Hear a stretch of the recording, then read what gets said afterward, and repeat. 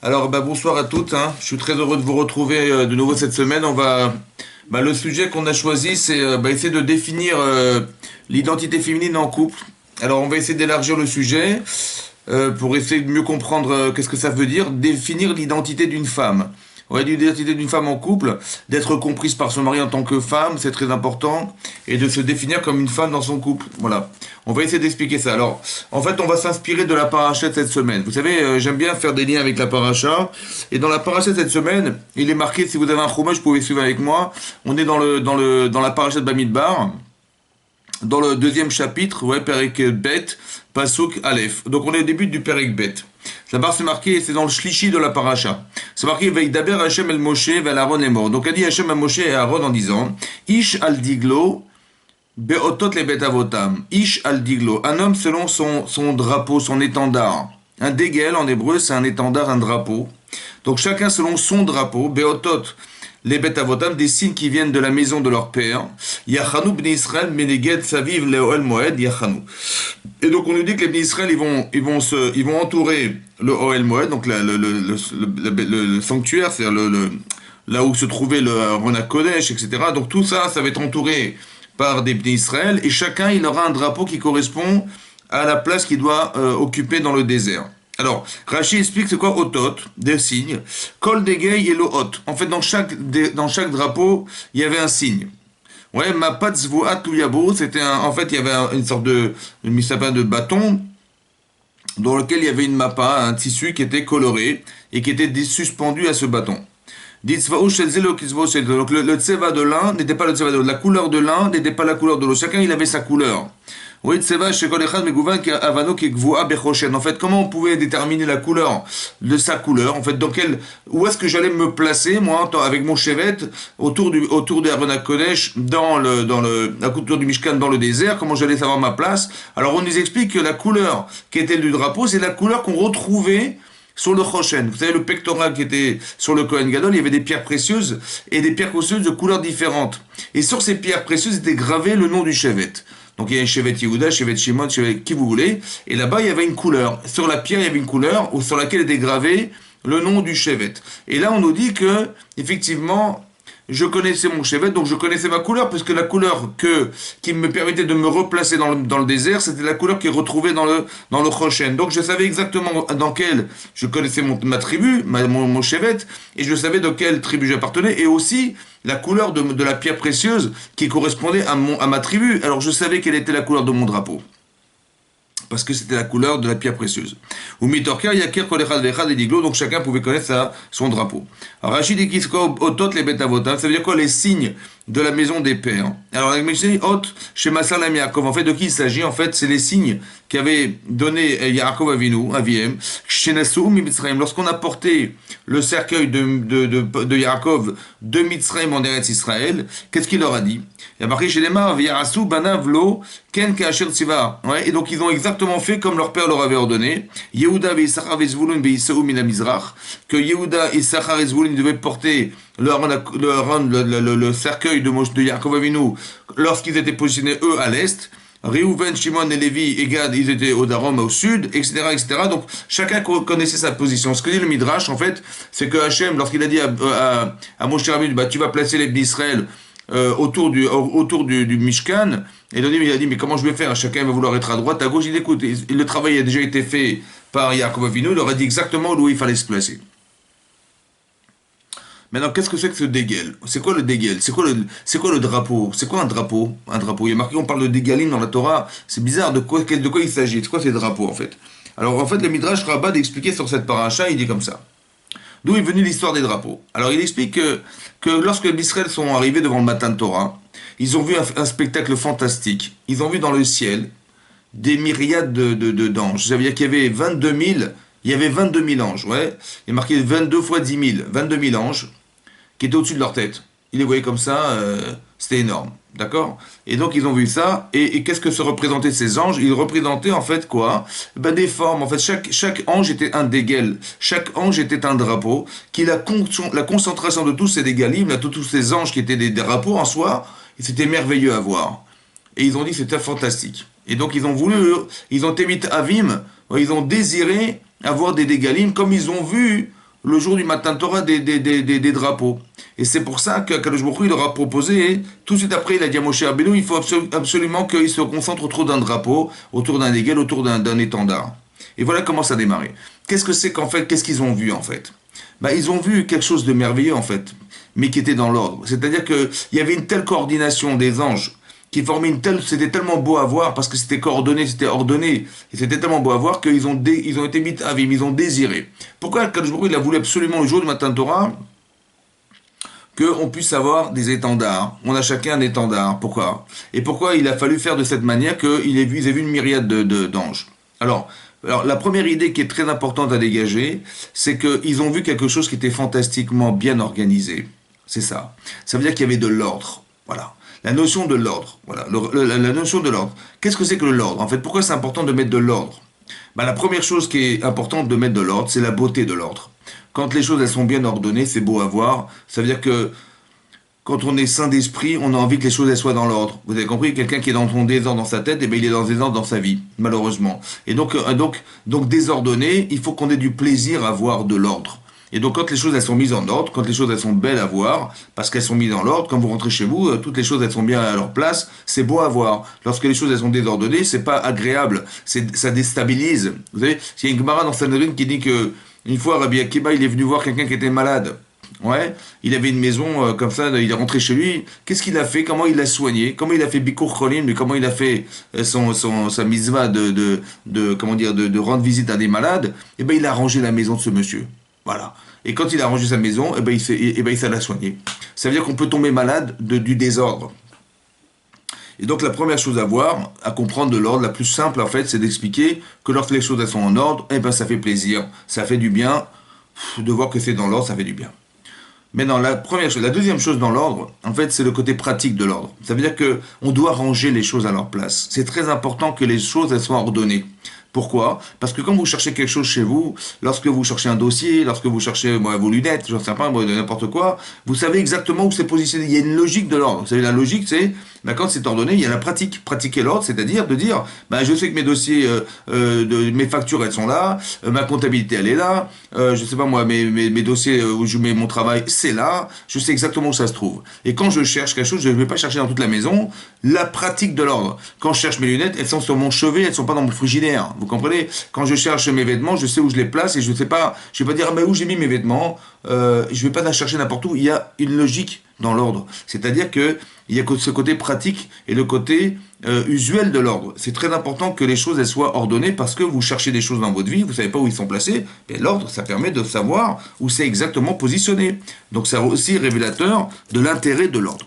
La troisième chose qui est la plus importante à mes yeux dans l'ordre, c'est la compréhension de l'ordre, c'est-à-dire qu'il y a une chronologie dans les ordres. C'est-à-dire que vous avez, comme on était à l'école, vous vous rappelez, on était à l'école, on avait une bande dessinée qu'on nous avait découpé, des images qui constituaient une histoire, on va dire, et on avait découpé les images qui constituaient les séquences de l'histoire, qui étaient représentées par des petits dessins. Et on nous a tout mélangé, on les mettait dans l'ordre. Ça veut dire quoi, mettez dans l'ordre? C'est essayer de trouver la logique, le fil conducteur de chaque image qui constitue l'histoire de cette bande dessinée. Et donc, en fait, qu'est-ce qu'on voulait nous apprendre? À mettre de l'ordre. D'accord? Ça veut dire quoi, mettre de l'ordre? Ça veut dire qu'il y a une chronologie dans l'ordre. C'est-à-dire qu'il y a des priorités dans la vie. Il y a, et la compréhension des choses, elle se fait parce que, dans notre tête, c'est ordonné. Vous avez compris? On a une structure mentale qui est stabilisée et qui nous permet de savoir que c'est comme ça que ça se passe et pas comme ça parce qu'il y a une priorité de l'ordre. Mon mari, il est prioritaire sur plein de choses. Ma femme, elle est prioritaire sur plein de choses avant tout. Mes enfants sont prioritaires. Donc, je mets de l'ordre dans ma vie. Où sont les choses importantes et moins importantes? L'argent, je sais pas, le kavod et tout ce que vous voulez. Ce sont des choses qui sont nécessaires, mais il y a un ordre dans les choses. Comme dans des brachot, il y a un ordre, vous comprenez? Il y a tout ce qui est fait à partir de céréales, c'est prioritaire sur le vin, sur les légumes, etc., sur les fruits, voilà, il y a des ordres. Alors le fruit est plus important que le légume, et donc il y a des ordres, vous avez compris? Donc cet ordre-là fait la priorité des choses, ça s'appelle la logique de l'ordre. Donc il y a la beauté de l'ordre, il y a la pratique de l'ordre, le côté pratique de l'ordre, et il y a le côté logique de l'ordre. Ces choses-là sont très importantes, donc c'est pourquoi j'en parle, parce que il faut savoir coordonner sa vie avant tout. D'accord? Donc la coordination des choses. Et pour ça, on a créé des dégalim. Le dégel, c'est quoi le dégel? En fait, c'est quoi le dégel dans la Torah? C'est quoi le drapeau dans la Torah? Pourquoi c'était tellement important de parler de drapeau dans la Torah? Et pourquoi c'est important d'avoir des couleurs dans le drapeau? Voilà, il y a une couleur dans un drapeau. Je me reconnais à partir d'une couleur. J'ai une couleur qui m'attire et j'ai un drapeau qui m'attire. Voilà. En fait, qu'est-ce que c'est que le drapeau? Peut-être le drapeau, oui, c'est nous en fait. Voilà. Tu es quelque chose. Tu es quelque chose. Tu as une identité. Tu es une femme. Tu es un homme. Tu as une identité. Tu as fait un choix de faire de toi quelque chose. Qu'est-ce que tu veux faire dans ta vie? C'est quoi ton dégueule? C'est quoi ton étendard? Vous avez compris? Quand quelqu'un, je sais pas moi, là on est en France, ben la France, il y a un étendard. Le drapeau français, c'est bleu, blanc, rouge. Mais ça correspond à des idéaux. C'est-à-dire que le bleu, le blanc et le rouge, ben le bleu, c'est la liberté, le blanc, c'est la pureté. Je sais pas, vous avez compris? Donc chaque chose correspond à une qualité humaine, à une vertu, et ça c'est représenté dans le drapeau. Liberté, voilà, la liberté, la fraternité, etc. Tout ça, c'est des notions qui sont introduites dans un drapeau. Lorsque vous avez en Israël, bah, c'est la Magen David, avec le bleu et le blanc qui représentent aussi la liberté, quelque chose qui est de l'ordre de la pureté et du ciel. On est tourné vers le ciel. Donc c'est ça, ce sont des valeurs. Ton étendard, ce sont tes valeurs. Un drapeau, vous avez des pirates, vous savez que ce sont des pirates sur un bateau parce qu'ils ont un étendard qui montre bien une tête de mort avec des os qui sont à droite et à gauche qui sont en croix sur la tête de mort. Vous savez que ce sont des pirates. Tout de suite, on est comment dire, on est concerné et on est reconnu parce qu'on a un drapeau. Il faut savoir définir son drapeau, c'est-à-dire que vous avez tous une personnalité, chaque femme elle a une représentation d'elle-même, elle se connaît parfaitement et c'est très important, c'est une mitzvah de se connaître, c'est une mitzvah de se définir, c'est une mitzvah de savoir la profondeur de notre âme et d'avoir la largesse de notre âme. Qu'est-ce qui correspond, qu'est-ce qui est votre identité personnelle? Vous êtes des femmes, vous n'êtes pas des hommes, d'accord? Quand on dit dans la tfila le matin, dans les brachot, Shelo Asani Isha ou Shelo Asani Shifra, ouais, c'est pas de négliger la femme, c'est de dire je suis pas une femme, donc il faut que je me définisse comme un homme. Je ne suis pas une servante, je suis une femme. Donc j'ai la mitzvah, je dis une bracha pour me dire je ne suis pas celle-là, je suis une autre, je suis celle que je suis, c'est-à-dire une femme. Et donc j'ai le devoir de définir qui je suis fondamentalement. C'est une mitzvah, de savoir définir quel est mon caractère, quelles sont mes capacités, quels sont mes défauts.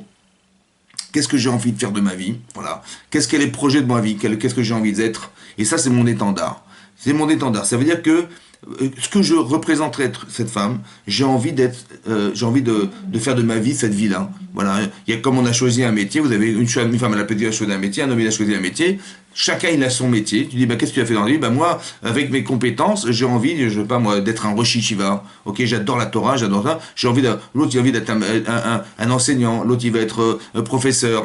L'autre, il va être un mécanicien. L'autre, il va être, chacun selon sa tendance. On a tous un étendard.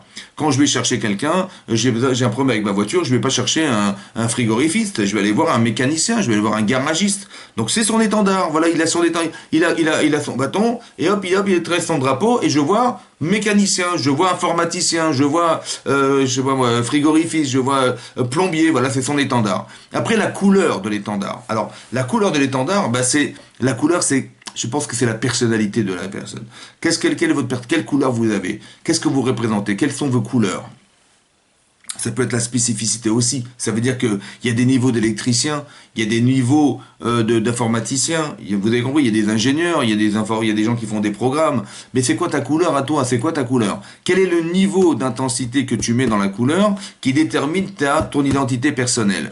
Donc on a tous un étendard, c'est-à-dire qu'on est capable de définir qui nous sommes et qu'est-ce qu'on est capable de faire de soi-même. Voilà. Moi, je m'adresse à quelqu'un, je lui dis qu'est-ce que tu fais dans ta vie? Il faut qu'il soit capable de détendre son étendard, son drapeau, et que je sache exactement qui j'ai affaire. Après, quel est le niveau de compétence que tu as? Quel est ton niveau de compétence? Et ben, tu me dis, voilà, je suis de telle couleur. Voilà, c'est ma couleur. Voilà. Donc, j'ai une couleur et j'ai un étendard. C'était très important avant Matan Torah de savoir définir ça.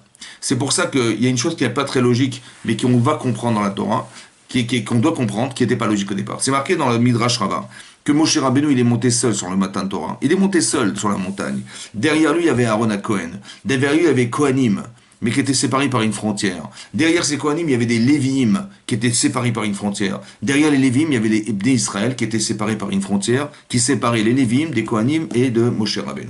Mais entre chaque Ben Israël, dit le Midrash, il y avait des frontières. C'est-à-dire qu'on était séparés les uns des autres. Pourquoi nous séparer les uns des autres? Pourquoi c'est contradictoire? Parce que c'est marqué dans la Torah que les Israël va yichan Israël negedar. Il a campé Israël face à la montagne. Il a campé, dit Rashi. Pourquoi il est marqué il a campé au singulier? Non, va yichanou Israël negedar. Ils ont campé au pluriel. Pourquoi va yichan? Alors là, on nous dit, Rashi nous explique, qui est marqué dans le Midrash et dans la Gemara dans Shabbat, que Vaïchan au singulier, parce qu'ils étaient Ishechad Belevechad. Ishechad Belevechad. Toute cette populace là, des 600 000 personnes, des hommes, tous là, comme un seul homme. Ishechad, avec un seul objectif, un Levechad, c'est de recevoir la Torah. Ishechad Belevechad. Mais c'est bizarre parce qu'on était solidaires, les uns des autres, des mains dans la main, d'accord, Ishechad, et pourtant, on nous dit qu'on était séparés par des séparations. Comment c'est possible qu'on soit à la fois séparés les uns des autres et à la fois complètement solidaires les uns des autres? Comment ça peut se conjuguer? Comment on peut conjuguer la contradiction? Alors en vérité, la contradiction, elle n'est pas là. Pourquoi elle n'est pas là? Parce que c'est quoi la mechitza? C'est quoi la séparation? La séparation, c'est d'être savoir, d'abord, avant de s'associer, comment tu te définis. Tu t'enfermes dans une mechitza, tu t'enfermes dans ta bulle. Tu sais exactement qui tu es. D'accord? Et comment je vais faire? Je ne vais pas me comparer aux autres. Je ne vais pas dire, bah tiens, j'aurais aimé être celui-là, j'aurais aimé être celui-là. Sur la photo, il faut qu'on te découvre toi. Il y a des multiples personnes qui se trouvent dans la photo. Tu es où dans la photo, toi? Eh bien, je suis là. Donc, tu te sépares des autres. La mechitza, parce que pour être capable de se définir, il faut se séparer des autres. Ça veut dire que, pas hasvesham de se séparer physiquement des gens, mais de savoir se séparer, de trouver sa spécificité qui est propre à soi-même. De la même manière, dit l'Agmara, qu'on a des partsoufem shonot, on a des visages différents, car des otem shonot, on a tous des pensées différentes. Autant de pensées différentes qu'on a de visages différents. Personne ne se ressemble, personne n'a le même mazal, personne n'a le même vécu, personne n'a la même identité, la même personnalité, personne. Personne. Parce qu'on a tous des visages différents, et panim en hébreu, panim, ça veut dire le visage. Et pnim, l'intérieur, c'est les mêmes lettres. Ça veut dire que le panim est révélateur du pnim. Le panim, le visage, est révélateur de l'intériorité. Quelqu'un qui est heureux, ça se voit sur sa tête. Quelqu'un qui est malheureux, ça se voit sur sa tête. Donc on voit que le panim, il est révélateur du pnim. Mais puisqu'on a tous des visages différents, on a forcément un pnim différent. On a tous quelque chose de différent à l'intérieur de soi, qui fait que nous sommes des êtres différenciés. Et c'est pour ça qu'on a chacun un drapeau qui nous est propre. On a une couleur qui nous est propre. Vous avez compris? C'est pour ça que quand Caïn il tue Ével, il tue pas un homme, il tue tout ce qui va avec. Vous comprenez, toutes les générations qui vont suivre avec Ével. Et donc il y a quelque chose de très fondamental qu'on doit pouvoir être d'accord de définir ensemble. C'est que chacune d'entre nous, on a tous une identité qui nous est propre. On a tous quelque chose qui nous est personnalisé. Voilà. J'ai un devoir de connaître mon caractère. J'ai un devoir de me connaître toutes mes compétences. J'ai un devoir de connaître mes forces. J'ai un devoir de connaître mes sensibilités. J'ai un devoir de connaître tous les défauts que je porte. Pourquoi c'est important? Parce que j'ai pas envie de tomber dans le défaut et j'ai envie de devenir une spécialiste de ce que je suis. C'est mon dégel, c'est ma vocation, c'est ma valeur de femme. Et ça, c'est important qu'on le comprenne dans un couple, parce qu'il y a quelque chose de très fort. C'est pas par hasard qu'on en parle, parce que comment vous dire, dans la Torah, on nous parle de personnages. Il y a des personnages dans la Torah, des personnages féminins. Ces personnages féminins, on les connaît, c'est les Imaot, on les connaît, ce sont les Imaot. Et donc, on va essayer de dégager à travers toutes ces femmes quelque chose qui est de l'ordre de la femme en général et de la femme en particulier. La femme en général, la femme généralisée, c'est Chava. Voilà, on est toutes issues de Chava. Toutes les femmes, elles sont nées d'une seule femme, Chava. Elles portent en elles tout le féminin de la terre entière. Alors, c'est important de voir que comment Chava, elle se définit elle-même dans la Torah, comment elle définit dans la Torah. On voit à travers alors il n'y a pas beaucoup de choses qui parlent d'elle, mais à travers ce qu'on sait d'elle, parce que la Torah nous dit que comment elle a été tentée Chava par le Etz Hadat, quand Hachem a dit à Adam Arishon que vous pouvez manger des fruits de toute la terre, mais un seul arbre que vous pouvez pas toucher, que vous pouvez pas consommer, c'est le fruit du Etz Hadat Tovara, celui il faut pas le consommer. Et donc, qu'est-ce qui s'est passé? Elle a vu cet arbre. D'accord? La Torah nous dit qu'il était tov. Il était bon. Il était chender ta'ava. Il était plaisant. Il était, comment vous dire, ta'ava, ça veut dire il y avait un désir de se retrouver, ta'ava. Il était nechman, il était agréable. Vous avez compris? Tov, ta'ava, nechman. Tov, c'est bien. Ta'ava, c'est plaisant. Et nechman, c'est agréable. Vous avez compris? Ce sont des sentiments. En fait, elle est attirée sentimentalement par cet arbre. C'est-à-dire quelque chose qui lui plaît dans cet arbre. Pourquoi est-ce qu'elle est attirée par cet arbre?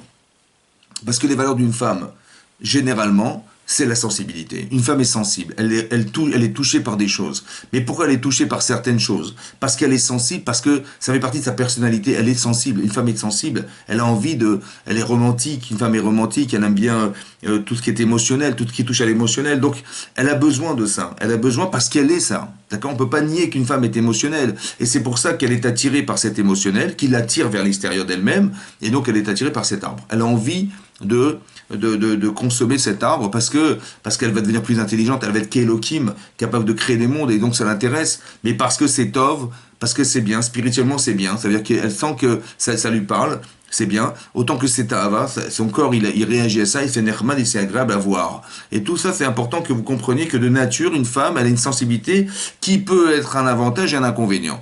Manifestement là, ça a été un inconvénient parce elle a cédé à ce désir, et donc elle a fauté, elle a pas écouté, elle a plus écouté son désir que la volonté qu'avait Hachem qu'on ne consomme pas cet arbre. Et donc c'est entre les deux, ça veut dire entre son spirituel et son physique, entre ses émotions, ouais, le Yetzer Hara, il va jouer sur cette émotion-là. En tout cas, je sais de nature qu'une femme est émotionnelle. Lorsque Adam Arishon, il va découvrir sa femme, ouais, c'est marqué là-bas dans le texte, c'est marqué que Adam, il est marqué Lazot Ikare Isha, Lazot Ikare Isha, celle-ci s'appellera Isha. Pourquoi? Parce que Mi-Ish Lukarazot, Mi-Ish d'un homme, d'un Ish, elle a été prise. D'accord? Lui s'appelle Adam, lui. Dans toute la Torah, au début de la paracha de Bereshit, il s'appelle Adam, et tout à coup, il se définit comme Ish. Pourquoi? Parce qu'elle s'appelle Isha, parce que Mi-Ish. Alors c'est bizarre. Pourquoi il n'a pas dit elle s'appelle, je sais pas moi, Adama, ou je ne sais pas comment il aurait pu l'appeler, puisqu'elle a été prise de Adam. Pourquoi c'est tout à peu appris au féminin Isha, alors qu'il s'appelle Adam, et tout à coup il s'appelle tout à coup Ish? Pourquoi? Alors on sait que Adam, ça vient de Adama. Oui, Adama, ça vient de la terre, donc il s'est défini comme un être terrestre. Ouais, il a son corps qui prime sur son pantal, et donc il a un problème originel, Adam Arishon, c'est qu'il est prisonnier de son Adama, de sa Adama, de son côté corporel, c'est un problème chez l'homme. Mais il dit que cette femme a été prise de Ish. Tout à coup, il s'appelle Ish. Isha. Isha s'appelle Isha parce que la femme Esh. Il y a du Esh. Dans la femme, il y a du Esh. Qu'est-ce qui est Esh en fait? Alors, le Esh, on dit que Ner Elokim Mizvat Adam. Vous voyez, c'est marqué Ner Elokim. Ouais, Nishmat Adam, pardon. Ner Elokim Nishmat Adam. On dit le Ner Elokim, le Ner, c'est-à-dire la lumière d'Hachem, on va dire le Ner d'Hachem, c'est Nishmat Adam, c'est la Neshama de l'homme. En fait, il y a quelque chose qui est lumineux chez l'homme. Il y a des choses qui est hors du Esh, du feu. Il y a du feu dans l'homme. Il y a du feu dans l'homme. Maintenant, comment je vais découvrir le Esh qui est en moi, alors que je m'appelle Adam, parce que Isha, c'est la femme qui est Esh. En fait, la femme, elle est essentiellement émotionnelle. Il y a quelque chose de très spirituel chez une femme qui est le révélateur de la spiritualité de son mari. D'accord? C'est peut-être ça l'explication de la Torah qui dit que une femme, elle est Aizer Kenegdo. Elle va aider son mari. Elle ne va pas l'aider à faire le ménage. Elle ne va pas l'aider à faire la cuisine. Elle va l'aider à découvrir le Esh qui est en lui. C'est pour ça qu'elle s'appelle Isha. Je m'appelle Ish parce qu'elle est Isha. C'est elle qui va m'aider à découvrir en moi ma partie spirituelle. Pourquoi c'est comme ça? Parce que l'homme a été créé de la terre. Mais la femme n'a pas été créée de la terre. Elle n'a pas été créée de la terre, elle a été sortie de l'homme. Elle a été sortie de l'homme. Lorsqu'on a constitué l'homme, elle s'est dégagée de l'homme. L'homme a accouché d'une femme, entre guillemets. Ça veut dire elle est la résultante de la Adama et de la Neshama d'un homme qui fait qu'elle est devenue femme. Donc elle est plus en adéquation avec le Esh, c'est-à-dire la partie spirituelle qui la compose. C'est pour ça qu'elle a une sensibilité plus grande. Elle n'est pas de la terre qui est insensible. Elle est un être vivant qui contient en elle quelque chose d'émotionnel, qui est très fort émotionnellement, d'accord? Ce qui va entraîner l'intuition féminine, des choses qu'on ne comprend pas. Quand une femme, elle vous dit, ne fais pas ça, ne fréquente pas cette personne, ne t'engage pas là-dedans, ne t'engage pas, d'où tu sais? Mais je le sens, c'est comme ça, je le sens. D'où tu sais? Incompréhensible. Il n'y a pas forcément une logique derrière, il y a une émotion intuitive qui lui fait dire, mais d'où ça vient ça? Ça vient de son côté Isha, ça vient de son côté émotionnel très puissant, qui va puiser dans sa neshama quelque chose qui lui permet d'avoir une vision qu'un homme n'aura jamais de sa vie. Vous comprenez? L'intuition féminine, la bina yetera d'une femme, ça se dégage d'elle en fait, ça fait partie de sa personnalité de femme, très important qu'on puisse définir l'identité féminine, et ça fait partie des valeurs féminines d'une femme. Là, ici, ça peut desservir Chava, oui, mais ça va servir à d'autres femmes. On verra que ça aide énormément d'avoir des émotions et d'avoir des intuitions. La sensibilité est une valeur essentielle de la vie. Parce que c'est ça qui fait vivre les éléments. Donc ça, c'est important que vous le reteniez, que ça fait partie de Chava, de l'identité de Chava. Et comme toutes les femmes dégagent une personnalité qui vient de Chava, alors c'est important de définir qu'une femme, elle se sent, et ça c'est une chose connue évidemment, que les femmes sont sensibles, elles sont touchées par ça. Ça va créer évidemment des conséquences, parce que la sensibilité, ça peut créer de la peur, ça peut créer de la frayeur, ça peut créer des émotions qui vont amener à ce elle a besoin d'être rassurée, est-ce qu'elle est sceptique, parce que son émotion l'amène à penser que on sait jamais, des choses comme ça qui vont faire que elle peut être prisonnière de ses émotions, autant qu'elle peut être gratifiée des émotions, ou elle peut sentir des choses, ressentir des choses que jamais personne ne verra, parce qu'elle est capable de sentir des choses. Ouais, parce qu'elle voit des choses, parce qu'elle voit, entre guillemets, pas avec ses yeux, mais elle voit avec sa tête, elle voit avec ses sentiments, des choses qui vont la toucher. Comme s'il y avait des couleurs à l'extérieur que nous ne voyons pas, mais qu'elle voit, elle, parce qu'elle est sensible à certaines couleurs. Et ben c'est ça qui va se passer. Ça fait partie des paramètres d'une sensibilité, des paramètres qui sont des paramètres féminins, qui sont à dégager. Pourquoi c'est important de les définir, vous allez comprendre, parce que c'est une chose que je dois démontrer à mon mari. Que c'est-à-dire que je suis cette femme, je suis là pour l'aider, et je suis là pour arriver à faire que mes compétences, toutes mes facultés que Hachem m'a données, elles puissent être au service de quelque chose. Alors notamment de mon mari. Pourquoi c'est comme ça? Alors vous allez voir pourquoi c'est comme ça, parce que, par exemple, vous allez voir que Sarah, ouais, qui est le deuxième personnage que je vous amène, oui, on voit que Sarah, elle a épousé un homme qui s'appelle Abraham. D'accord? Maintenant, Abraham, sa mida essentielle, sa qualité essentielle, c'est le chesed. C'est un homme qui partage sa vie avec les autres. D'où il a appris à faire du partage avec les gens. Alors là-bas, c'est marqué dans la Gemara, dans Shabbat, c'est marqué dans la Gemara Cédrine, c'est aussi marqué dans le Midrash Rabbah, que quand Abraham, il a demandé à Hachem, il a dit, mais comment vous avez fait pour vivre dans la Tevat Noire? Ça veut dire que pendant une année entière, vous avez nourri des animaux. Comment ça s'est passé là-bas? Alors Shem qui était le fils de Noach, il a dit, bah, c'était l'enfer, quoi. On était en train de nourrir des animaux en permanence, sans arrêt, et c'était tellement il y avait une tension tellement énormissime qu'un jour mon père, il a été mordu par un lion parce qu'il avait négligé le fait de lui donner à manger à l'heure. Voilà. Il fallait donner à des animaux une nourriture spéciale, il fallait trouver exactement ce qu'ils avaient envie de manger. On avait une tension folle pendant un an. Et sur ce, Abraham, il a dit, bah, c'est incroyable quand même, qu'Hachem, il a demandé à faire du chesed à ce niveau-là, c'est quand même incroyable. Alors si déjà, pour les animaux, Hachem, il a demandé à ce qu'on s'en occupe de façon très très profonde, alors pour des êtres humains, a fortiori. Et à partir de ce raisonnement, il a commencé à rentrer dans le chesed. Il a dit, ça c'est la volonté d'Hachem, et donc il a fait du chesed. Qu'est-ce que fait Abraham? Il reçoit des anges, il dit à sa femme, prépare des gâteaux, Sa femme, elle était là pour accompagner son mari dans sa démarche. Elle est une femme qui va accompagner son mari. La femme, elle va accompagner son mari. Et si Sarah, elle va accompagner son mari. Ils vont faire des nefashot, ils vont faire des barley tchouva ensemble. C'est-à-dire qu'elle va s'occuper des femmes, il va s'occuper des hommes. Ils ont une vocation, chacun, il a un étendard. Son étendard, c'est le chesed, c'est le pouvoir de pouvoir partager sa vie avec les autres. C'est de faire que le monde soit meilleur parce que je vais donner ce que je suis un peu aux autres. Et sa femme, elle va accompagner son mari. Elle va être capable de préparer des plats quand il faudra pour faire accompagner son mari dans sa démarche de barley tchouva. Elle va elle-même s'instruire pour pouvoir faire des barley tchouva. Ça, c'est le drapeau de Sarah. Une femme qui est capable de partager sa vie. Lorsque les anges sont arrivés dans la tente d'Abraham, les 3 anges, ils lui ont posé la question de savoir, mais elle est où ta femme? Il a répondu, elle est dans la tente. Et là-bas, dit Rashi que pourquoi pourquoi ces anges lui ont proposé de leur dire où est-ce qu'elle se trouvait. Bah, c'est pas très académique de demander à quelqu'un où elle est ta femme. Je veux dire, ça c'est pas très de sanois. En fait, c'était là-bas le Rachid expliquait qu'Edele Chaveva Be'enav. En fait, il a voulu, ils ont voulu que Avram il puisse dire que ma femme elle est pudique. D'accord, elle se trouve pas n'importe où, elle se trouve dans la tente, et sa tsniout, sa pudeur, c'est une valeur qu'il a démontré que sa femme avait des valeurs. Et donc pour la chérir aux yeux d'Abraham, alors ils ont dit, elle est où ta femme? Ils ont posé la question, bien qu'ils savaient pertinemment qu'elle était dans la tente, puisqu'ils étaient des anges. Mais on voit une chose importante, c'est que Sarah, elle était pudique. La tsniout d'une femme, ça fait partie de la valeur des femmes. D'accord? Là-bas, c'est marqué dans la Gemara, dans Yuma Dafmem Zayin. Et là-bas, il y a Gemara dit qu'il y a une femme qui s'appelait Kimchit. Ouais, c'est connu qu'une femme s'appelait Kimchit, qui a eu 7 enfants, dit la Gemara, à Sheva Banim, elle a eu 7 enfants Kohen Gadol. Je ne sais pas si vous vous rendez compte de ce que ça représente. Elle a eu 7 enfants, 7 garçons, qui étaient des Kohanim Gdolim. Des gens qui étaient réservés pour pouvoir entrer au Beth Amikdash, des gens uniques qui pouvaient rentrer seuls dans le Beth Amikdash une fois par an, pour expier leurs fautes, celles de leur famille et celles du clan d'Israël entier.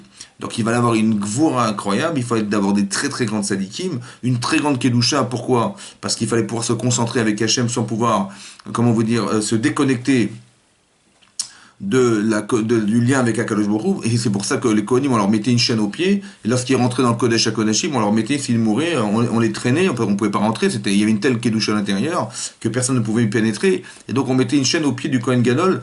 Donc elle a eu des enfants exceptionnels. Je veux dire, 7 enfants de Kohen Gadol, c'est exceptionnel. Et donc les Chachamim nous ont posé la question de savoir, mais comment tu as eu le mérite d'avoir des enfants pareils? Et elle a répondu, parce que jamais les poutres de ma maison n'ont vu mes cheveux. Ça veut dire qu'elle avait une grande sniout, une grande pudeur. La troisième chose qu'il faut dégager d'une femme, la sensibilité. On voit le chesed, c'est-à-dire d'être capable de partager sa vie avec son mari dans son travail personnel, dans ses engagements. Et aussi la troisième chose, c'est la sniout, la pudeur d'une femme. Vous voyez, on dit kevoda bat melech penima, le kavod, l'honneur qu'une femme elle peut avoir, le plus grand honneur qu'une peut avoir une femme, une fille de roi, hein, vous êtes toutes des filles de roi, toutes des princesses, ouais, c'est penima, c'est l'intérieur. Tout se passe à l'intérieur. On ne va pas dire à l'intérieur de sa maison, ouais, c'est pas ça le pshat. L'intérieur, c'est l'intériorité de la femme. Tout doit être intérieur, tout doit se sentir de l'intérieur. Il y a la beauté féminine, ouais, et il y a la beauté intérieure féminine. Il y a deux choses importantes. Ça veut dire que une femme, elle se flatte ou elle est flattée d'être belle, d'accord? C'est important qu'une femme, elle se sente belle, ça fait partie de son équilibre psychique. Une femme, elle doit se sentir belle, c'est pour ça qu'elle s'habille, c'est pour qu'elle s'arrange, elle veut être belle, ça fait partie des paramètres d'une femme, elle doit se sentir belle. On doit lui dire qu'elle est belle, c'est important, mais elle est belle pour son mari et pour personne d'autre. Ça veut dire qu'il y a quelque chose de pudique. C'est-à-dire qu'on dit que Ariat Mekudeshet, tu es Keekdesh, ça veut dire qu'un korban, un sacrifice, oui, Kaviachol, on sanctifie pour quelque chose de bien particulier. Il est spécifié pour une tâche particulière réservée à Hachem. Le Ekdesh, ça veut dire que dorénavant, on ne pourra plus utiliser cet animal pour autre chose que pour le Ekdesh. Une femme, elle a un sens unique dans sa vie, et ça fait partie de sa pudeur, c'est de savoir qu'elle a des valeurs intérieures très très profondes. Et ces valeurs-là, elle doit les respecter. La pudeur, c'est de dire, je ne vis pas à l'extérieur de moi-même, je vis à l'intérieur de moi-même. D'accord? Isha, c'est quelque chose de Esh. Il y a quelque chose de fondamentalement qui brûle en elle, qui est un feu intérieur, qui est beaucoup plus fort que l'homme. D'accord? Et ce feu-là, en fait, il est interne. Donc j'ai besoin de savoir, moi, en tant que femme, que je porte quelque chose de très valorisant. La tsniout, c'est très compliqué pour une femme, parce qu'une femme a envie d'être belle, elle veut qu'on dise qu'elle est belle, elle a envie de vivre à l'extérieur de soi, et donc elle est comme ça fait partie des facteurs féminins, mais il faut savoir qu'elle doit faire un travail inversé. C'est-à-dire de faire un travail de pudeur, de savoir que tout ça n'a de sens que parce que je suis belle pour mon mari. J'ai envie d'être belle pour mon mari. Comme c'est marqué, vous savez, dans la paracha de Picoudé, c'est marqué que quand les femmes ont apporté, chacune, elle a participé à la construction du Mishkan, et les femmes, elles ont apporté leur miroir, d'accord, qui était de fait de cuivre. Et là-bas, quand Moshe, il a vu ça, il a dit, mais qu'est-ce que c'est honteux que vous amenez des miroirs au Beth Amikdash, qui est l'objet du Yetzirah, hein, vous amenez ces objets, ça va pas. Et donc, qu'est-ce qu'a dit, qu'est-ce qu'a dit Hachem? Il a dit, non, mais celui-là, cet objet-là, le miroir, il est chaviv alay mikulam. Il est plus cher à mes yeux que tout ce qu'ils ont pu apporter. Il dit, pourquoi? Parce qu'avec ça, on a fait des armées. Quelles armées? On a fait des armées. Ça veut dire que maintenant, les enfants d'Israël que tu vois là, ils sont vivants, grâce à elles. Pourquoi? Parce que quand les maris étaient fatigués du travail le soir, parce qu'ils étaient exténués par le travail qu'il y avait en Égypte, c'était befarer, ça veut dire qu'ils travaillaient exténués par le travail. Il dit, qu'est-ce que faisaient les femmes? Elles amenaient à manger leur mari le soir, et elles apportaient leur miroir avec elles. Et donc il y avait un jeu de séduction entre un homme et sa femme, et elles disaient, voilà, c'est moi qui est plus belle que toi, plus belle que moi. Et donc qu'est-ce qui se passait? Ils se retrouvaient, ils avaient envie d'être ensemble, et ils avaient des enfants. Et donc ces miroirs-là, c'est eux qui ont permis Tsevaot. Ouais, Tsevaot, ils ont fait des armées avec ça, ils ont fait des armées grâce à Dieu, on a pu se multiplier grâce à ces miroirs. Alors je suis là, je le veux, c'est pour ça que le miroir, il va composer le kior, le fameux bassin, ouais, dans lequel les connus vont se laver les mains, donc c'est très important. Et ce même bassin, c'est le bassin qui va servir à la sota qui a transgressé cette valeur-là, d'accord? Et qui devrait boire des eaux de sota dans le bassin qui a servi à être construit par les miroirs que les femmes ont apportés en Égypte. Donc vous comprenez que ce sont des choses très importantes, que la sniout, en vérité, c'est quoi? On peut être belle, bien sûr, il faut être belle, bien sûr, il faut être belle pour soi, ça fait partie des équilibres féminins. Une femme, elle a envie de belle, regardez les armoires de vos femmes et les de vos maris, c'est pas les mêmes. Les armoires des femmes, elles ont bien plus de volume que les maris. Et même quand il n'y a pas assez de place, on va prendre un peu de l'armoire de son mari pour lui enlever quelques costumes et mettre un peu des robes. Donc une femme, elle a besoin d'être belle, ça fait partie de sa nature. Mais il faut savoir qu'on est belle pour soi. Et on est belle pour son mari, c'est tout. Et donc la stéo, c'est des valeurs, il faut garder des valeurs. Tout est interne. Et c'est comme ça qu'on aurait des enfants de Tzadikim, et c'est de cette manière qu'on va pouvoir avoir des enfants qui vont pouvoir rentrer dans le Kodesh HaKodashim, le Saint des Saints. Vous avez compris? La pudeur d'une femme, c'est de construire des êtres qui vont accoucher d'elle, qui vont être exactement comme elle. C'est-à-dire une grande pudeur intérieure, que tout se passe de l'intérieur. On se force pas à être pudique, on est pudique. Vous avez compris? On ne porte pas une perruque ou un foulard parce qu'il faut porter parce qu'on est religieuse. Non, il faut comprendre qu'il y a des valeurs. Je respecte ce que je suis et donc je couvre des parties qui pourraient être un mirchol, une embûche pour les hommes. Et autant que moi-même, j'ai pas envie de représenter cette femme-là. Oui, vous comprenez, je ne suis pas une femme de la rue, je suis une femme d'intérieur, je suis une femme qui vit des choses dans l'intérieur. Comme c'est marqué la Gemara dans Sota, elle dit là-bas, qu'un rachat, il va épouser une proutsa, et un tzaddik, il va épouser une snoua. Vous avez compris? Un tzaddik, il a besoin d'une femme tsanoua. Pourquoi? Parce qu'un tzaddik, il a un problème interne. Il ne sait pas se gérer, il sait pas donc il a besoin d'une femme qui comprenne son intériorité, qui comprenne psychologiquement comment il fonctionne. Vous avez compris? Et ça, c'est important que vous portez ces valeurs de tsniout. La pudeur dans le monde, elle est véhiculée par les femmes. Les hommes ne sont pas pudiques, vous avez compris? Les hommes n'ont pas de finesse, ils vont faire la guerre, ils vont se bagarrer, il y a des enfants dans la cour, qui c'est qui est le plus fort, qui est-ce qui va gagner, vous comprenez? Mais ça, un homme, il s'extériorise. Une femme, elle est plus pudique, elle est plus intérieure, elle est plus profonde, elle est plus... Et ça, c'est une valeur féminine qu'il faut conserver, ça s'appelle la pudeur. Et si on arrive à faire que les femmes ne sont pas pudiques, et ben les hommes ne seront pas non plus, a fortiori, et donc ça va être la zizanie dans le monde. On a besoin de valeurs intérieures. La Torah, elle est pnima aussi. La Torah est pnima, c'est-à-dire qu'elle est intérieure, ce sont des bijoux que vous avez en vous, qu'il faut conserver en permanence, parce que la véritable valeur d'une femme, c'est ce qu'elle porte en elle. C'est ces valeurs-là qu'on conserve, ces valeurs qu'on sait définir, qui sont des valeurs féminines, qui sont des valeurs fortes, et qu'on a besoin, d'accord? Comme ça, la Gemara dit aussi dans Kiddushin, que pourquoi un enfant, il respecte plus sa mère que son père, ouais? C'est pour ça qu'il a une mitzvah, lui, de craindre sa mère et pas de la respecter. Ouais, il doit la respecter, mais la priorité, c'est son père. Parce qu'une femme, elle sait parler à ses enfants. Comme ça dit la Gemara. Ouais, mais Shadlato Bidvarim. C'est quoi parler? Parler, ça veut dire savoir communiquer. Ça veut dire parler, ça veut dire savoir donner un sens aux autres. Savoir comprendre les autres. D'accord? Une femme, elle parle avec ses enfants. Ce qu'un mari n'a pas forcément envie de faire ou ne sait pas faire. Et ça, c'est un problème. C'est pour ça qu'on est dans la crainte de son père, parce que manifestement, je ne le connais pas beaucoup. Mon père, il ne me parle pas, il ne me parle pas assez, ou quand il me parle, c'est pour me dire des reproches. Alors que ma mère, elle comprend, elle est sentimentale, elle sait mesurer ma souffrance ou elle sait mesurer mon bonheur. Et ça, c'est différent. Donc, le fait qu'une femme, elle sache parler à ses enfants, elle sait communiquer, c'est qu'elle sait honorer les gens. D'accord? Parce qu'on honore d'abord les gens par la parole. Je respecte les gens, je leur fais kavod en leur parlant. Et quand je dénigre la personne, ben je ne vais pas la voir, je la dénigre.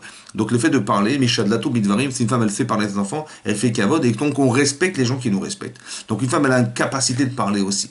Le désir d'une femme, c'est aussi de discuter. Donc indépendamment de l'effet d'être tsanoua, ouais, c'est-à-dire que de faire un travail sur soi-même qui est difficile, mais d'avoir la pudeur de ce que nous sommes, c'est-à-dire de savoir distinguer entre la beauté et la beauté. Il y a la beauté extérieure et la beauté intérieure. Et c'est pas contradictoire. C'est-à-dire qu'on peut vouloir être belle pour soi, ouais, être belle pour son mari, et savoir utiliser sa beauté, et ne pas être tributaire de sa beauté. Ça veut dire d'être tributaire de ce qu'on veut représenter, et on dit j'ai absolument besoin que les gens me reconnaissent comme étant une femme belle, et ben je vais me montrer dehors. Voilà, je vais montrer les gens, je veux absolument que les gens... Non, c'est pas ça. Parce que ça amène à des choses qui amènent malheureusement de la familiarité, ou bien comment dire, la débauche, et ça c'est grave. Ouais, la Torah, elle répugne la débauche. Il faut faire attention à ça. Une femme, elle doit avoir des valeurs qui justement confirment qu'elle est cette femme, la tzadékette, et pas la femme qui va s'extérioriser ou qui va parler ou être n'importe qui, n'importe comment. Et ça, c'est pas bien. D'accord? Donc c'est important. Ça s'appelle donc. Donc l'homme, il a un travail à faire d'humilité sur lui-même, la hanava, parce qu'il est extérieur, il est tout le temps extérieur, il faut être humble. L'homme le plus humble du monde, c'était Moshe Rabbeinu. Et la femme, elle a un devoir de pudeur. Donc la gdoucha de l'homme se définit par sa hanava, on va dire, qu'il est capable d'être hanav, d'être humble, et la femme, elle va se définir comme étant sa spécificité à elle, c'est la kedusha qu'elle a, c'est quoi? Bah, c'est la tsniout, c'est d'être une femme pudique. Chacun dans son domaine. Ça fait partie des éléments identitaires de la femme, qu'elle a des valeurs intérieures, qu'elle doit conserver, parce qu'elle s'appelle Isha, elle a le E en plus dans son Esh, qui est le nom d'Hachem, le Yud qui est, elle porte en elle quelque chose de très fort, et donc ça il faut le conserver, c'est la partie féminine d'Hachem, entre guillemets, qu'elle porte en elle, qui est la sensibilité féminine.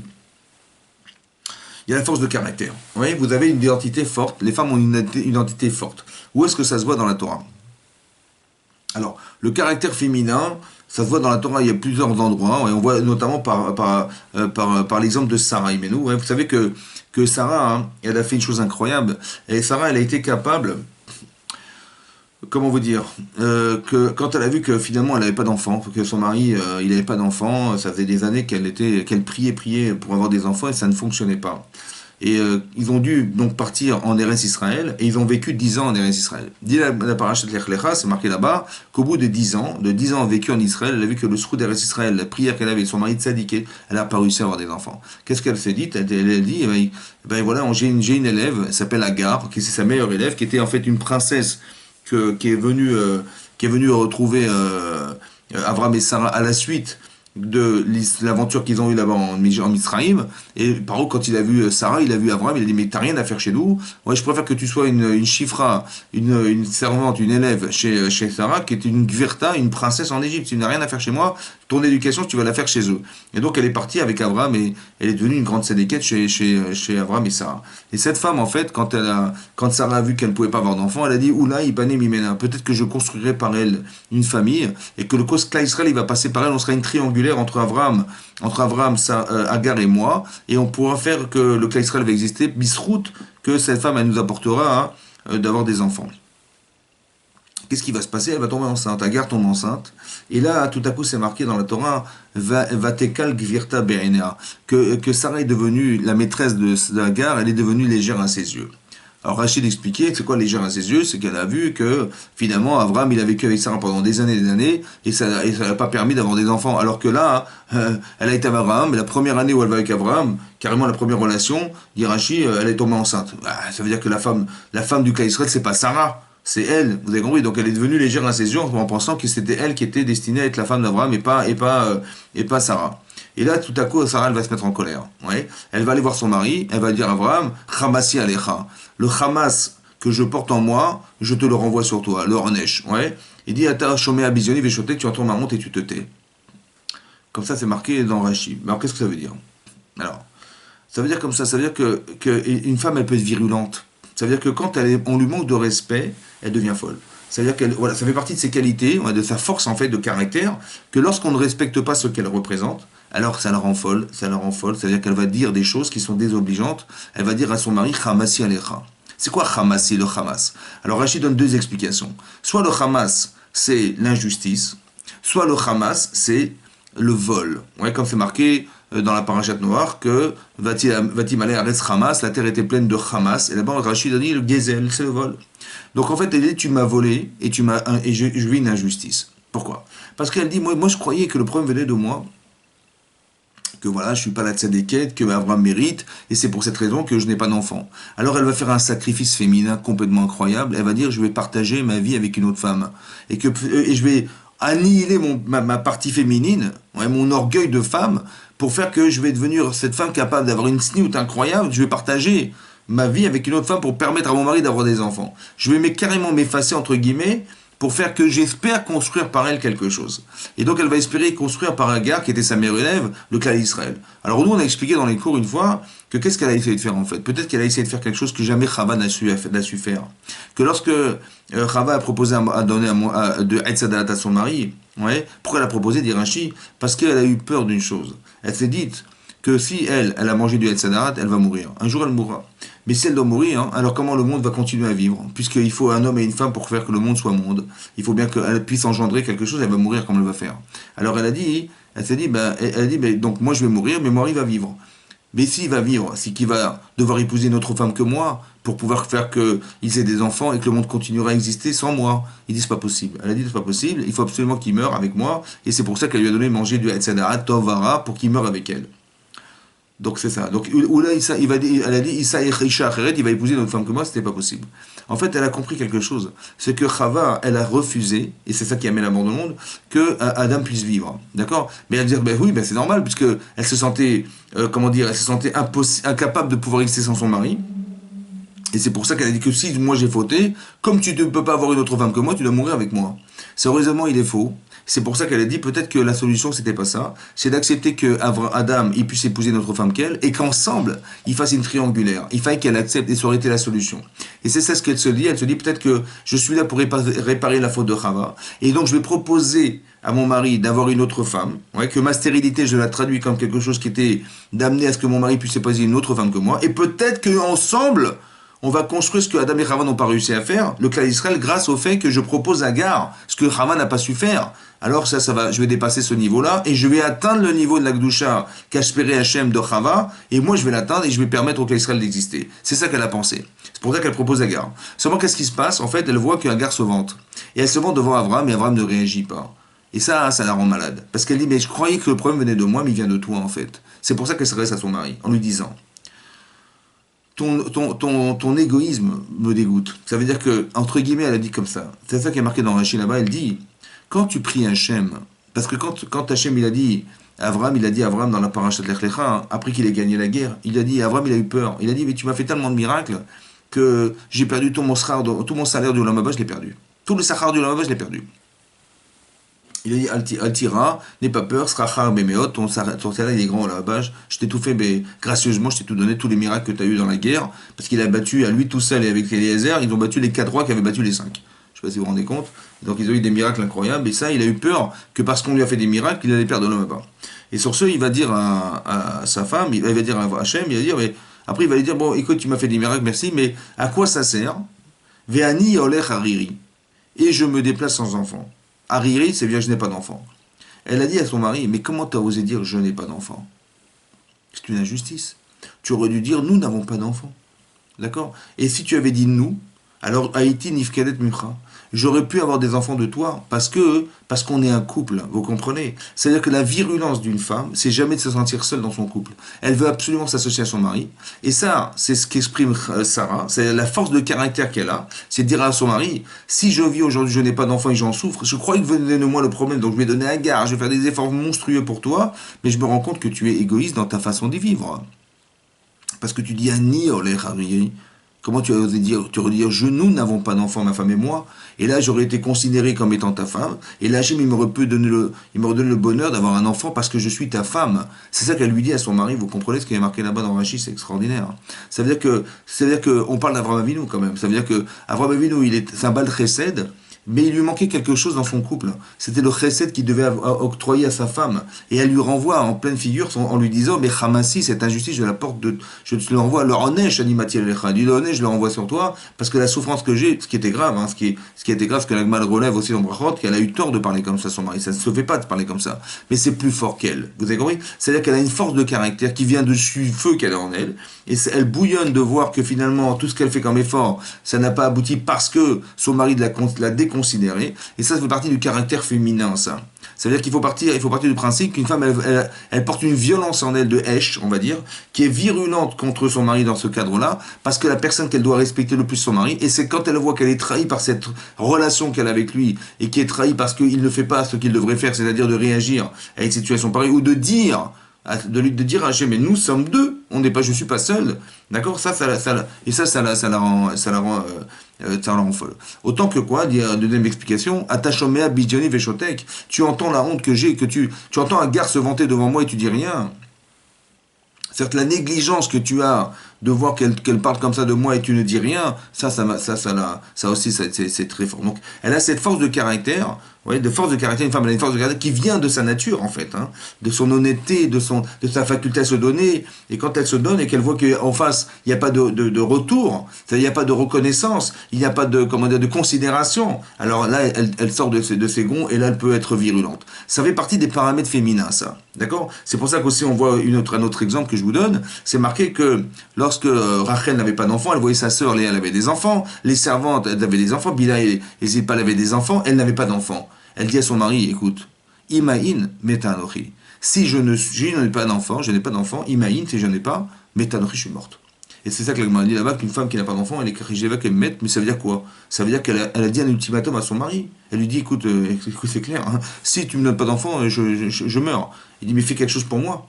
Ouais. En fait, Rachid expliquait, elle dit, mais je comprends pas, ton père, il s'appelle Yitzhak, ouais. Ta mère, c'est bien Rivka, j'ai pas rêvé, oui. Bon, mais ton père, il a quand même prié pour sa femme, pour qu'elle ait des enfants. Pourquoi tu ne pries pas pour moi? C'est ça qu'elle lui dit. Et si tu ne le fais pas, je suis morte. C'est-à-dire, elle lui dit, écoute, c'est ça ou c'est mort. Cette virulence-là, cette violence-là du discours, elle vient du fait qu'une femme, si elle n'a pas d'enfant, elle est morte. Donc elle ne peut pas subsister comme ça. Que si son mari ne la reconnaît pas, elle est foutue, elle se sent foutue. Donc elle a besoin d'une reconnaissance, elle a besoin d'être aimée, elle a besoin de communiquer. C'est pour ça qu'une femme, elle va parler à son mari toute la journée, elle va dire, voilà, c'était comme ça au boulot, c'est bien. Pourquoi elle parle? Elle ne parle pas pour lui raconter sa vie, elle parle juste que pour lui reconnaisse qu'elle existe. Vous comprenez ça? Ça fait partie du rapport féminin homme-femme. C'est-à-dire qu'une femme, elle va parler de ses problèmes avec son mari, elle n'a pas forcément besoin de solution. Elle a besoin qu'il acquiesce ce qu'elle lui dit. J'existe parce que tu m'écoutes. Voilà. Une femme, elle a besoin d'exister, elle a besoin de communiquer pour exister. Un homme, il n'a pas besoin d'exister par la parole, il a besoin d'être reconnu, fier de ce qu'il est. Donc, une femme, elle va reconnaître son mari, et elle est fière de lui, donc elle va dire je suis fier de toi, et ça va le monter à fond, mais si elle, mais qu'il lui parle, ça l'intéresse pas, vous comprenez? Donc ça, il y a un rapport féminin-masculin qui n'a rien à voir l'un avec l'autre. Là, il attend d'être reconnu, d'avoir la fierté d'être un homme dans son couple, et elle a envie d'être reconnue femme dans son couple, ce qui n'a rien à voir. Mais chacun dans son tempérament, chacun dans son identité féminine-masculine.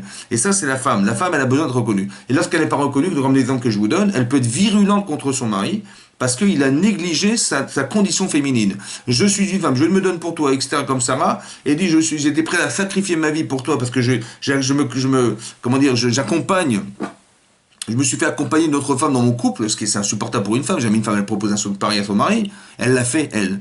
Et elle a dit j'ai fait ça et qu'est-ce que j'ai en retour, c'est que j'ai une négligence. Tu dis je n'ai pas d'enfant, mais c'est quoi ça? Vous avez compris? Et ça devient, donc ça fait partie du caractère féminin, ça fait partie de choses qui sont de l'ordre du caractère féminin qu'il faut mettre en avant parce qu'une femme elle est comme ça, elle a besoin d'être reconnue.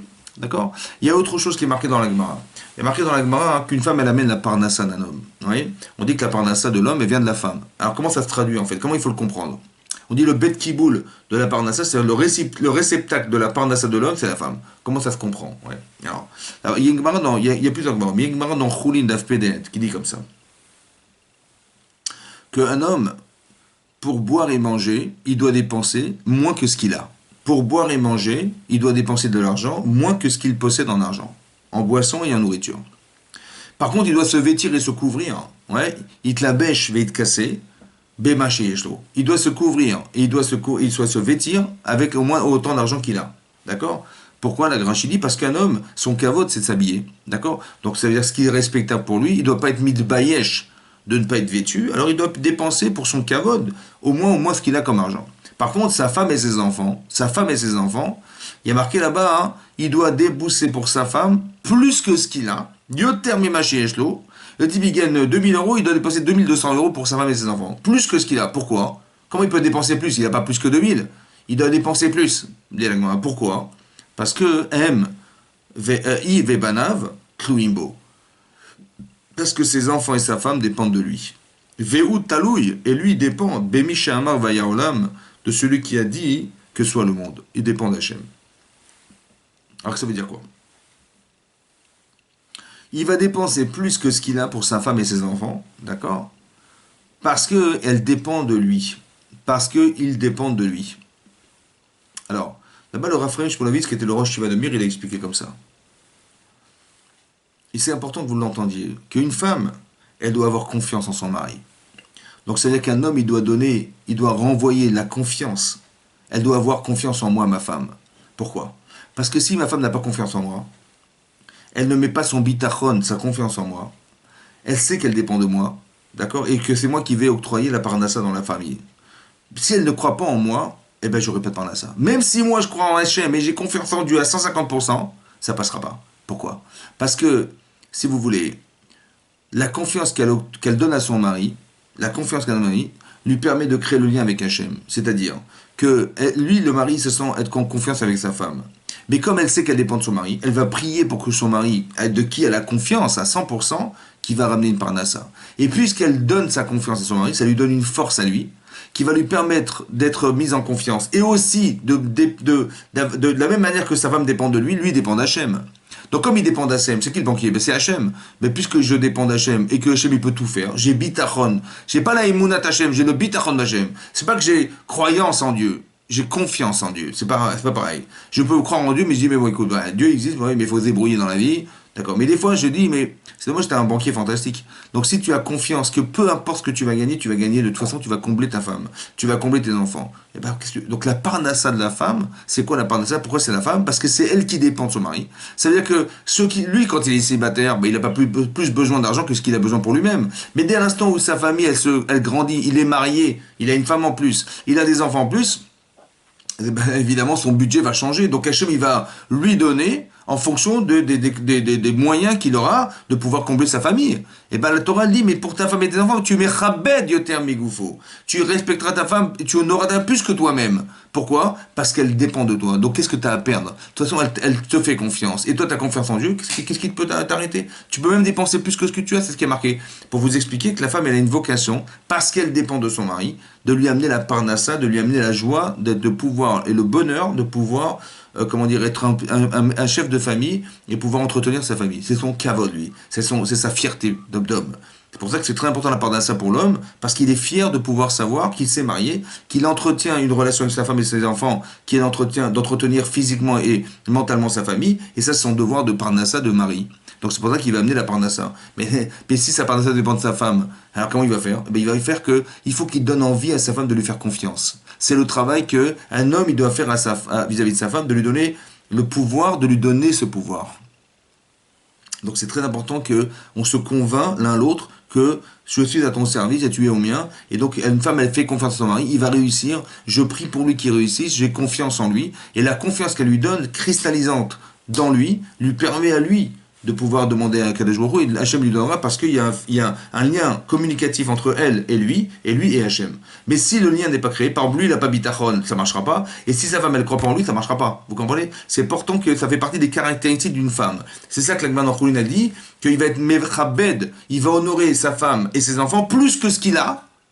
Yoter mimamono, pourquoi? Parce qu'elle a confiance en moi et moi j'ai confiance en Hachem, j'ai aucun problème, j'ai pas de questions, je sais qu'elle va m'aider. Si elle a besoin, je donnerai et j'ai pas peur de dépenser parce que je sais qu'elle a besoin.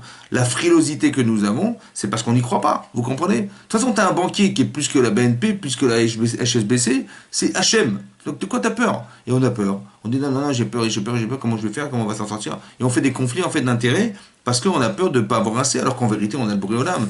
Et peut-être parce qu'on n'a pas confiance en soi, ou alors on n'est pas mis en confiance par son épouse. Elle ne croit pas forcément en moi. Et c'est ça qui est un problème. Donc une femme, elle a cette force spirituelle de pouvoir avoir confiance en son mari, et ça, elle doit l'exprimer. Aussi la Gemara dans Shabbat. Une Gemara dans Shabbat d'Afsem Herbet, elle dit comme ça. Il y a 3 choses qui amènent une personne à la haniout, à la pauvreté. Et une des choses, c'est qu'une femme, elle maudisse son mari devant lui. Voilà, comme ça dire, Mekalato befanav. Et là-bas, la Gemara explique à Rava, il explique pourquoi. Pourquoi? Parce que la Gemara dit que, de quoi il s'agit? Aliske tarchitea. En fait, on parle de ces tarchitim, de ces bijoux, dit la Gemara. Et la Gemara dit que si une femme, elle maudit son mari parce qu'il ne lui offre pas de bijoux, il peut devenir pauvre.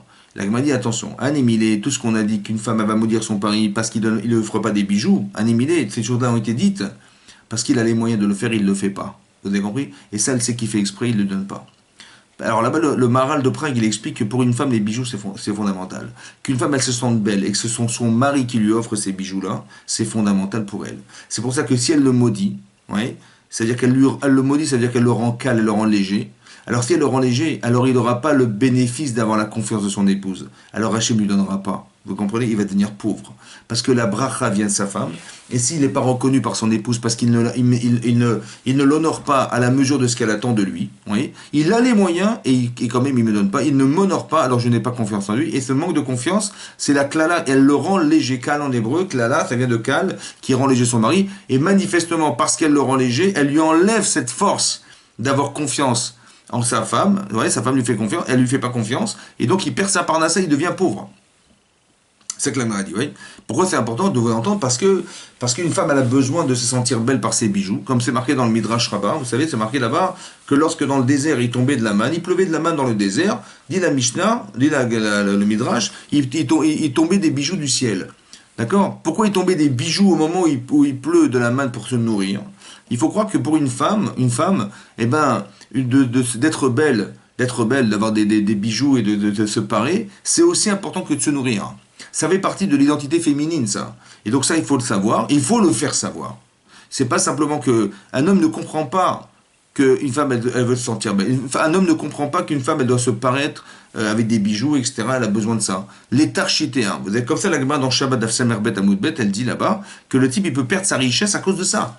Parce qu'il n'honore pas sa femme à la mesure de ce qu'elle est. Et s'il n'a pas, ben il n'a pas, c'est normal, puisqu'il ne peut pas être plus pauvre que ce qu'il est déjà. Mais par contre, s'il a les moyens de le faire, il doit le faire. Parce que d'honorer sa femme, c'est d'arriver à faire quoi? Ben, elle est honorée par son mari, elle lui fait confiance parce qu'il est capable de, avec les moyens qu'il a, de l'honorer. Et ça lui donne confiance à elle. Elle dit, mais mon mari, il est fantastique, il a les moyens, et je vais prier pour qu'il ait les moyens de continuer à me faire plaisir. Et cette bracha qu'elle lui donne en lui faisant confiance, lui donne la force à lui d'être gratifié par un Kadosh Baruch Hu. Donc c'est très important que ces vases communicants existent. Vous le ressentez, il faut le ressentir et le faire ressentir. Donc ça veut dire que voilà, c'était l'aspect comment dire, plastique de la chose, ouais, d'accord. À part ça, il faut aussi savoir qu'une femme a une force très forte. Elle a la force qui est unique chez une femme, c'est de transformer son mari. Oui. Donc une femme, elle peut changer son mari. Un homme, il peut pas forcément changer son mari, oui, mais une femme, elle a cette vocation et cette force en elle, ce pouvoir, on va dire, de changer son mari. D'où je le sais, il y a plusieurs exemples et je vous donne un seul exemple. Il y a plusieurs exemples dans la Torah, mais un seul exemple. C'est marqué dans la paracha de Bereshit, lorsque, comment dire, Chava, elle a proposé à manger à son mari, oui, là-bas c'est marqué que Hachem, il a demandé à l'homme, mais pourquoi tu as mangé du Etzadat Tovara? Et il a répondu à Hachem, il a dit, Aïcha Asher Natata, il m'a dit, donc la femme que tu m'as donnée, ouais, Natnali Mina Etz va ochel. Natnali Mina Etz, elle m'a donné de cet arbre, va ochel et je mangerai. Ça veut dire, va ochel, et là-bas c'est marqué au futur, va ochel et je mangerai. Alors là-bas, les Chazlet, c'est stone, il dit comment ça, j'ai mangé, au passé, pas au futur.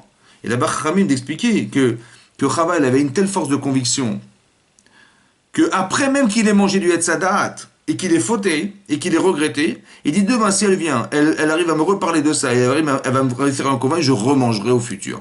Ça veut dire que de là, j'ai compris une chose importante. C'est un exemple que je vous donne pour dire qu'une femme, elle a une force tellement grande de conviction parce qu'elle est capable d'enfermer son mari dans ses émotions personnelles, qu'elle est capable de le changer au point où il a décidé que non, et bien finalement, il va décider que oui.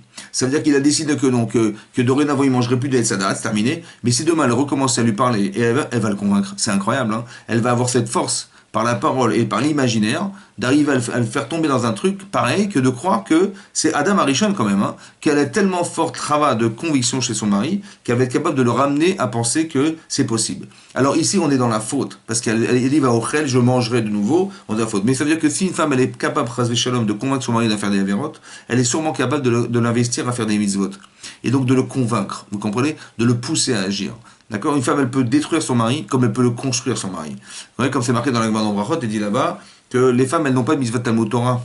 Oui? Et donc la Gemara demande, elle dit, mais les femmes, comment elles vont revivre à Triatametim? Bemaï Kazachian. Comment elles vont mériter de revivre à Triatametim? Et quelle est la question? Bah, évidemment qu'elles revivront parce qu'elles font des mitzvot en tant que femmes. C'est quoi la question de la Gemara? La Gemara d'expliquer qu'on ne peut pas revivre sans la Torah. On ne peut pas revivre sans la Torah. Donc si une femme elle n'a pas de Torah, comment elle va faire? Elle n'a pas de mitzvah de Talmud Torah, comment elle va revivre devant la Gemara? Mais Maïk Azachian, comment elles vont mériter de vivre, puisque c'est la Torah qui nous fait vivre et qui nous fera revivre. Comment c'est possible? La Gemara elle explique, elle dit que quand elle enverra son mari à la Beth Knesset, ouais, pour étudier la Torah, elle enverra ses enfants aussi au Talmud Torah, ouais, et qu'elle va attendre son mari au retour du Talmud Torah, alors elle sera Zocha de la Torah. Ça veut dire que de participer à l'évolution de son mari. Vous comprenez? Son chélek dans la Torah, il n'est pas dans l'étude, il est dans permettre d'étudier. D'accord? Elle sait que son mari, il a besoin d'étudier. Donc pas comme une femme qui va dire à son mari, écoute mon chéri, t'es bien gentil, tu es au Beth Midrash, mais bon, t'as des enfants, tu les as eus, tu les assumes. D'accord? Donc tu restes à la maison et basta. D'accord? Elle peut le convaincre. Parce qu'elle dit, écoute, c'est comme ça, c'est un choix, t'as fait un choix, tu voulais des enfants, bah tu les as eus, voilà, bah tu t'en occupes. D'accord? Ou alors elle peut dire à son mari, écoute, t'inquiète pas, je suis là, va étudier la Torah, parce qu'elle sait que de toute façon, elle sait pertinemment que sa part dans la Torah et dans Triatametim dépend essentiellement de l'étude de son mari, alors elle va pousser son mari, elle va le convaincre d'aller étudier la Torah. Elle va lui permettre d'étudier la Torah, elle va lui donner la force d'étudier la Torah, elle va le remplir d'amour de la Torah, qui va faire que elle va se sentir émotionnellement touchée par ce qu'elle a appris et parce qu'elle sait par sa pudeur, et c'est sa pudeur qui va lui permettre de transmettre des valeurs fondamentales à son mari, et ces valeurs-là, elle va les apporter à son mari en lui disant, mais tu n'as rien à faire à la maison, mon chéri, ta vie, elle se passe au Beth Midrash, tu dois étudier la Torah parce que j'ai besoin de cette Torah, moi j'en ai besoin autant parce que je suis une femme qui a besoin de cette Torah dans mon couple, mais j'ai aussi besoin de revivre un jour. J'ai envie de te retrouver un jour à très intime, mais ça ne pourra pas se faire si je n'ai pas de Torah en moi. Alors je te donne le pouvoir de pouvoir le faire, et je te donne le droit de le faire. Et plus tu étudieras, et plus je serai heureuse. Voilà. Et ça, c'est l'amour qu'une femme elle doit avoir de la Torah, mais plus elle est pudique, plus ses valeurs lui parlent. Vous avez plus on est pudique, plus on a de la tsniout, plus on a de la gdusha, plus on est attiré par la Torah qui est la kedusha, par excellence. Et donc si une femme elle a de la pudeur, elle a forcément ce réflexe automatiquement de Emouna, de confiance en Hachem. Vous avez compris, la tfila, la Gemara dans Brachot d'Aflamed Bet a dit que la tfila, on apprend de Chana. Chana, qui n'a pas eu d'enfant, elle a prié de tout son cœur. Et toute la halachot que nous, on apprend dans le Shulchan Aruch de la tfila, on les apprend de Chana. Comment elle a prié, avec son cœur, etc., etc. Toutes ces halachot, si c'était un anaot, elle bougeait de les lèvres, et elle parlait à voix basse. Toutes ces halachot, on les apprend de Chana. Pourquoi Chana? Parce que c'est une femme. Parce que les femmes, elles savent prier. Parce que les femmes, quand elles prient, eh ben, ça passe par le cœur, et c'est des sentiments très profonds qu'Hachem, il écoute. D'accord? Les tsarakot d'une femme, ça s'entend. Vous avez compris? Donc une femme, quand elle souffre, eh ben, elle prie Hachem et ça c'est très très fort. Vous voyez? Et donc cette force-là, en vérité, elle porte en elle cette force qu'elle a en elle, ça s'appelle le Hesh de la Torah, le Isha, le Hesh. Et ce feu-là antérieur, qui est le feu de Mitzvah, le feu de Neshama, on dit Hachem Hesh Ochlaou, donc Hachem il se représente dans le feu, c'est-à-dire que c'est la chose la plus spirituelle qu'on puisse trouver dans le monde, c'est le Hesh. Ce fameux feu-là, et ben elle porte, dans Isha, il y a du Hesh, voilà. Et dans Ish, il y a du Hesh. Maintenant, il y a la composante de l'homme et de la femme, mais la femme, elle a cette identité-là. Pourquoi je vais dire tout ce qu'on a pu dire aujourd'hui, donc si vous pouvez résumer tout ça, et ben vous savoir que vous avez toutes ces qualités-là. Toutes ces forces, vous les avez en vous, toutes ces qualités, vous les avez en vous. C'est très important qu'un homme puisse l'entendre et vous en parler avec votre mari. Pourquoi? Parce qu'un couple, en vérité, ce sont deux entités complètement contradictoires et complètement opposées. C'est blanc et noir. Ça veut dire qu'un homme, il a des besoins, des sensibilités, comment vous dire, une intelligence, tout ça qui est masculine. Une femme, elle a d'autres intérêts qui sont féminins, d'autres passions féminines, d'autres sensibilités féminines, une intelligence féminine qui n'a rien à voir avec son mari. En fait, on n'a rien à voir les uns avec les autres. Donc comment on va faire? Alors le pouvoir que j'ai de femme et le pouvoir que j'ai d'homme, je vais l'utiliser pour toi et toi pour moi. On va exister ensemble. On va faire cohabiter deux êtres complètement indépendants et complètement différents. Et si on arrive à faire cohabiter cette différence, on va se lier à ces différences-là, on va être plus forts tous les deux. Encore faut-il qu'un homme, il comprenne une femme. Et encore faut-il qu'une femme, elle puisse exprimer ce qu'elle est à son mari. De dire, je suis comme ça, voilà. C'est ma sensibilité. Si tu ne t'adaptes pas à ce que je suis, tu vas souffrir. Et si je ne m'adapte pas en tant que femme à ce que tu es en tant qu'homme, si je réfléchis comme une femme alors que tu es un homme, je ne te comprendrai pas et on va arriver à un conflit. Et si toi, tu ne comprends pas fondamentalement que je suis une femme, donc tu dois vivre ces expériences de femme pour comprendre qui je suis fondamentalement, alors là, on va pouvoir communiquer parce qu'on se comprendra. C'est-à-dire que l'homme, il doit faire un travail de compréhension du féminin, ouais, ça veut dire de comprendre et définir le féminin en général et sa femme en particulier, comment elle résonne, comment elle réagit, de quoi elle a besoin, ça c'est le féminin de la femme, donc je dois m'introduire en moi cette identité féminine, mais il faut qu'une femme, elle me parle d'elle, il faut que j'écoute ma femme, il faut qu'elle puisse me dire qui elle est. Il faut que je puisse voir qui elle est. Il faut que je puisse comprendre qui elle est. Vous avez compris? Une femme, elle veut déménager, elle en a marre du quartier. Bon, elle dit, écoute, on va partir d'ici. Mais dit, mais attends, mais j'ai mon bête à midrash, j'ai mon limoud. Bon, vous avez compris? Elle dit, mais écoutez, je veux me rapprocher de ma mère. Elle dit, non, non, ta mère, moi, je la vois, mais ça veut. On est complètement différents. Chacun, il a des intérêts. Elle veut changer sa maison, lui, il veut pas changer sa maison. Elle veut partir et voir ses parents, pas être plus proche de ses parents, il a pas envie de voir ses parents, etc. Et ça, vous avez compris? Il veut être plus indépendant. Voilà, donc on est complètement. Après, ça se discute. Mais il faut comprendre qu'une femme ne raisonne pas comme un homme. Une femme, si le parterre il n'est pas propre, ça la dérange. D'accord? Un homme, il s'en fiche. Si c'est pas bien rangé, c'est pas grave. Une femme, non, non, non, non, elle est macpida sur tous les détails.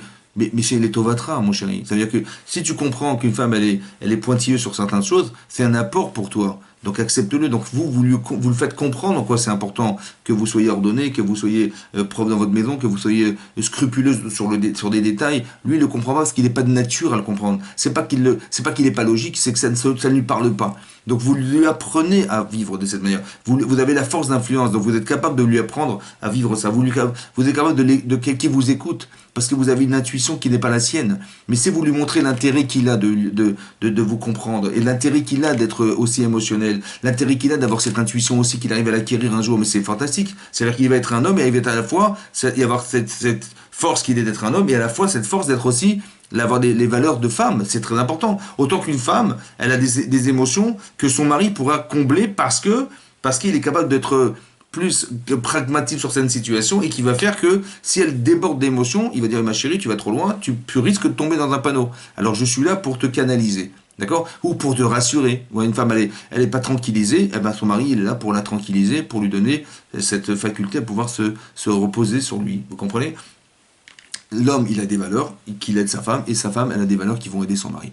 Comme Abraham et Sarah, comme Israël et Rivka, tout ça, c'est des couples qui ont vécu ensemble. Il faut qu'on soit capable de montrer à son mari qui nous sommes, ouais, de le démontrer aussi, qu'il soit à l'écoute parce qu'il va perdre. Vous avez compris? Donc, soit il se braque sur ses émotions, il va perdre, soit elle se braque sur ses émotions, elle va perdre. Donc, il vaut mieux qu'on soit capable de communiquer en se disant je suis marié avec toi, mais pas pour rien, c'est pour que je t'apporte quelque chose, mon côté féminin, et lui va dire mais je suis marié avec toi pour t'apporter mon côté masculin. Et donc ces deux valeurs-là qui sont à la fois contradictoires mais tellement complémentaires les unes aux autres, oui, que là, Béatrice Hachem, on fera de nous des couples entiers. Donc c'était ça un petit peu le sujet, c'était de comment de définir mon identité féminine pour pouvoir faire que je me connais en tant que femme, c'est mon étendard. Voilà, c'est ce que j'ai expliqué au départ du cours. Chacun, on a un étendard, on a un drapeau. Qu'est-ce qui est ton drapeau? Tu dois toi-même le définir. Voilà, c'est mon drapeau, ça veut dire que c'est ma fonction de femme. Et ma couleur, c'est mes émotions, tout ce qui va mon caractère, qui va colorer ma vie en fait à travers cet étendard. Voilà. J'ai un peu tardé, je suis désolé. Voilà, écoutez, j'espère que ça va vous aider, que mes attachés, on se retrouve dans les joies, toujours, dans la santé. Amen. Amen. Amen. Amen, amen. Voilà. Beaucoup, Razak. Voilà, avec plaisir. Merci beaucoup. Alors, moi, je peux poser une question? Oui, je vous écoute, oui.